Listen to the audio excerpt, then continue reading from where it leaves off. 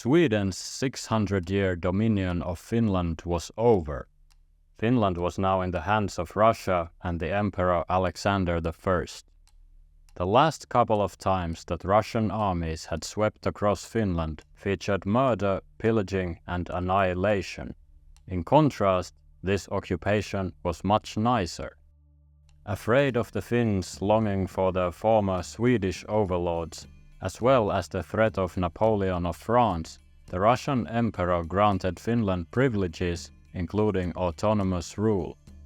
This period from 1809 to 1917 is known as the time of autonomy in Finnish, with Finland being a Grand Duchy within the Russian Empire. And the name is not used without reason. To separate Finland from the rest of the empire, a customs border was created, and unlike during the Swedish rule, taxes collected from Finland were spent on Finland. The hated allotment system of the military was abolished. Territories previously lost to Russia were returned, including the important city of Viborg. Swedish laws were retained, as well as the estate's privileges and the Lutheran Church. This likely helped to calm down the Finns' fears of forced conversion, as Alexander I was known as a strict Orthodox. And this would be a good opportunity for a church joke, but I've run out of them. These turned out to be smart moves from Russia, as the occupation following the war was relatively bloodless, and the Finns would become stable, loyal subjects, until they weren't. More about that towards the end of this episode. Let's not forget, though, that despite the speedy recovery, the death toll of the Finnish War was high, especially since the civilians had to supply both armies. History was also partially rewritten, with the previous Great Wrath severely downplayed. For more reading in Finnish about the early 1800s history, I recommend tätä Pia Einosen ja Miikka Voutilaisen kirjaa Suomen sodan jälkeen. The small town of Helsinki was made the capital city, being further from Sweden and closer to St. Petersburg and protected by the Sveaborg sea fort, which, ironically, had kind of proved to be useless by surrendering to Russia a few years prior. Speaking of capitals, we like to call Turku the old capital of Finland, but at the time we refer to, the realm was ruled from Stockholm and no separate state of Finland existed like the Grand Duchy of Finland. So I argue that Helsinki is, in fact, the oldest capital of Finland. We can fight about it in the comments. The initial effects of the new ruler on the people were insignificant. The top of society consisted mostly of Swedish-speaking estates, nobility, clergy, burghers, and land-owning peasants. The majority of people, roughly translated as peasantry, fell outside of the estates. This peasantry included non-landowning farmers, laborers, and beggars.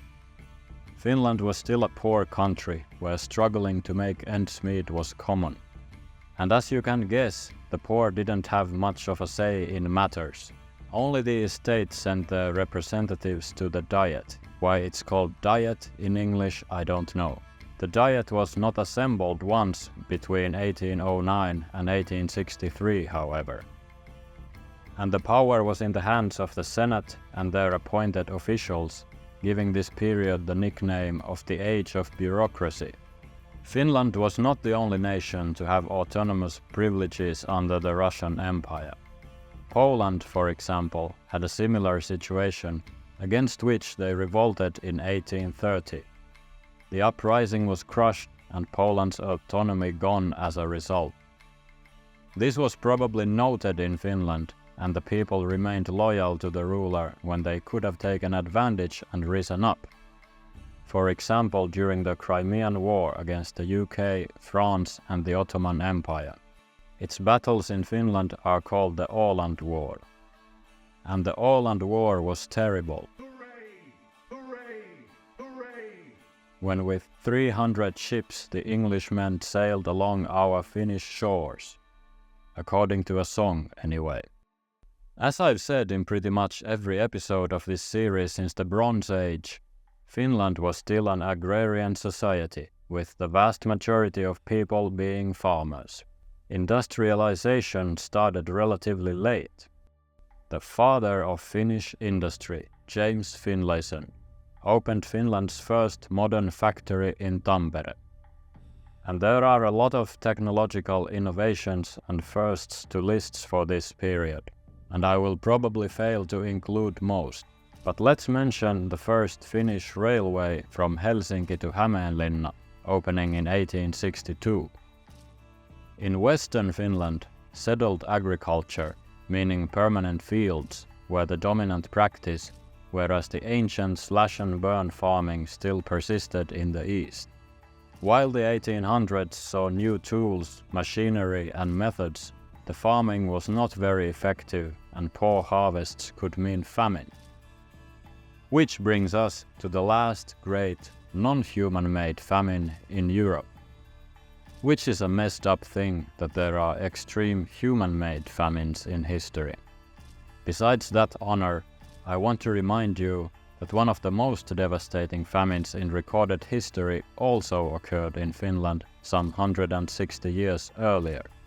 Known by its creative name of the Finnish famine of 1866–68, this disaster killed some 8 to 10% of the population, that is, 150 to 200,000 people. Poor harvest in a few consecutive years, preceded by the destruction of granaries in the Åland War, led to a food shortage. This was amplified by the government's inability to react accordingly. They thought that providing unconditional aid would corrupt the nation's morality, much like the previous Great Famine, during which they thought people died on purpose to avoid paying taxes. Many of us remember grandparents stuffing us with food when we were kids, with biblical determination.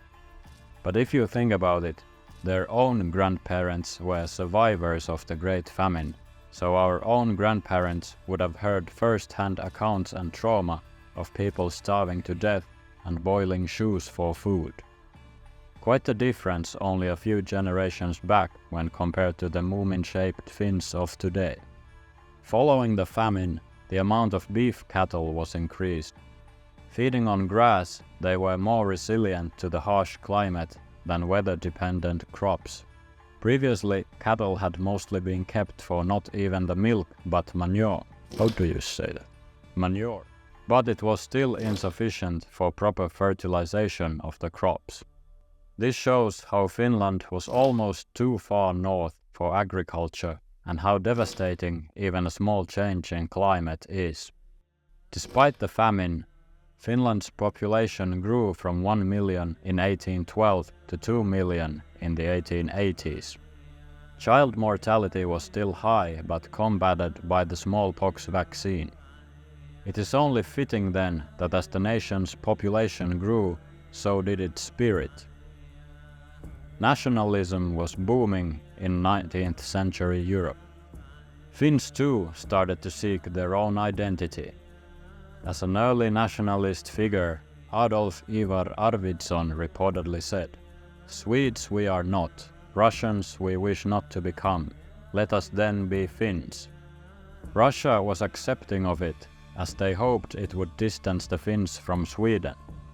Besides Arvidsson and the compiler of Kalevala, Elias Lönnrot, Johan Ludwig Runeberg was an important influencer of the time. He not only gave his name to one of the best pastries in the world, developed by his wife Fredrika, but also wrote epic poetry of the Finnish War. He would later rise to the status of Finland's national poet. Although he wrote in Swedish, considering Finnish inferior for culture, which I find funny for a nationalist poet looking at it from a modern perspective.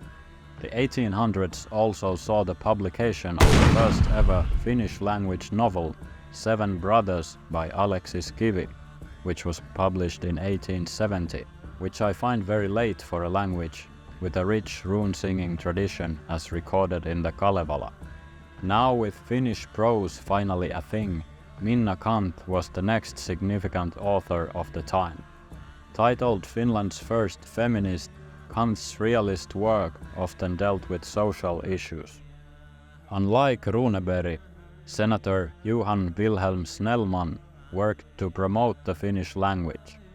In 1863, Finnish was pronounced equal to Swedish in all matters which touched the Finnish population. By the way, the Russian emperors during the Finnish Grand Duchy era are easy to memorize. Just use a banana. Or that's what Finnish kids were taught at school.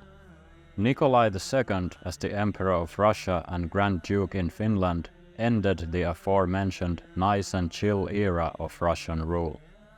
His goal was to Russify Finland and other minorities in the empire, and this is known as the Years of Oppression in Finnish. This led to widespread opposition by the Finns, and the first era of oppression ended with the murder of Governor-General of Finland, Nikolai Bobrikov, and the general strike of 1905. The following year, Finnish women were the third in the world to get the right to vote, and the world's first female members of parliament were elected in 1907. This era, not least because of the oppression, would become known as the Golden Age of Finnish art. Besides painting, it also saw the first ever Finnish fictional film, Salaviinan polttajat, no copies of which unfortunately survive to this day. Shortly after, the second oppression period started, aiming to undermine Finnish legislative powers. This led to the formation of the Jäger movement, Finnish volunteers training in the German military during the First World War.